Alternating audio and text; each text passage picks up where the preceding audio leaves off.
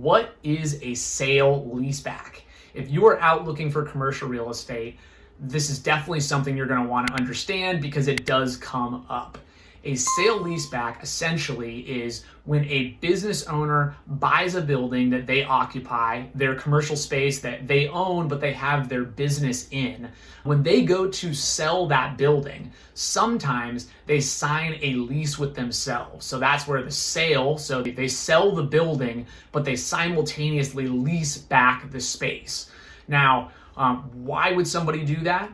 Well, there's a couple of reasons. Number one, it is a way to turn a owner-user building into a leased investment. So we talked about owner-user building is something that has a lot of vacancy either coming up or vacancy that could be available, and it's really marketed and positioned as a building to be bought by a business owner that's going to put their business in the building. That is an owner-user purchase. The flip side of that is a leased investment. Now that's for somebody who doesn't necessarily own a business, but they want to buy a commercial real estate building as an investment, and that investment depends on the rental income from the tenant in place. So those are the two kind of major ways of looking at commercial real estate investing. But a sale leaseback is a little bit of a hybrid in that a seller can essentially lease back the space to their own business. So the reason they would do that is they can set the rent and basically say, hey, I'm going to sign a 5-year lease, and after I sell this building,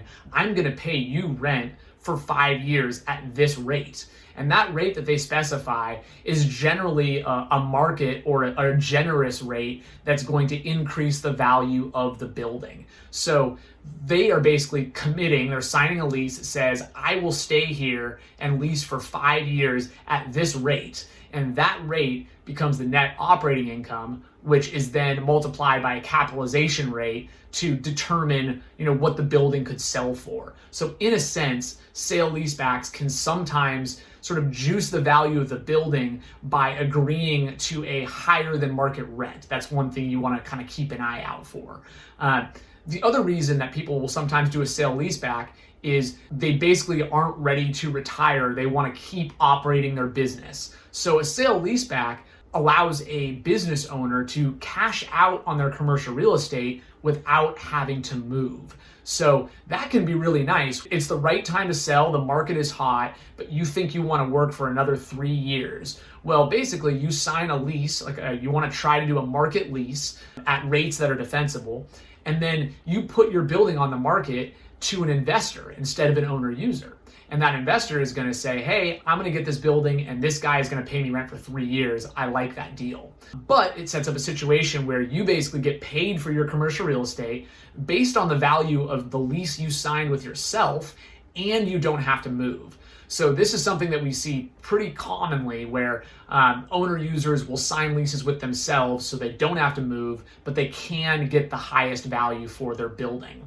It could be as simple as they want to retire in 3 years. It could be that they're considering selling their business. It could be that they're getting to a place where someone else is going to take over their business and buy them out. The big thing to keep in mind when you're buying a sale leaseback is understanding the long-term plans of the tenant.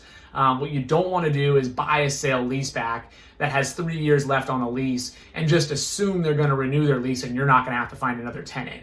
I mean, the reality is you're going to want to understand, but chances are if they're doing a sale leaseback, if they're not keeping that building, it's probably because they do not plan to renew their lease. And you want to make sure you think through that. So once again, that's a sale leaseback, is when the seller of the building signs a lease with themselves before closing, and then someone buys the building as a leased investment. There's a lot that goes into it. Sale leasebacks can be great. They can definitely be great for sellers. As an investor, you have to be really careful to understand the long-term plans of the person that's doing the sale leaseback and make sure you budget to find a new tenant at the end of that lease term. So thank you so much for tuning in. Hopefully you learned a little bit about sale leaseback. This is Commercial Real Estate Explained.